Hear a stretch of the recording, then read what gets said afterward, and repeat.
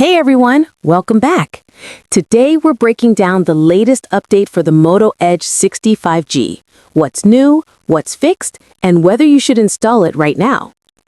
Motorola just rolled out the newest patch for the Edge 65G.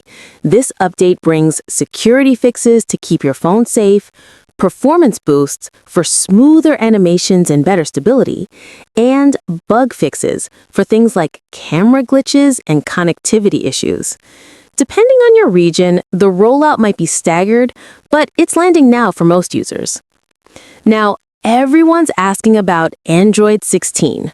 While Motorola hasn't confirmed an exact date, the Edge lineup is on the list for future OS upgrades, plus regular security patches. So yes, it's coming, but timing may vary. My advice? Update right away. You'll get better security and stability. Just make sure you've got good Wi-Fi, enough battery, and maybe back up your data first. That's the quick update on the Moto Edge 65G.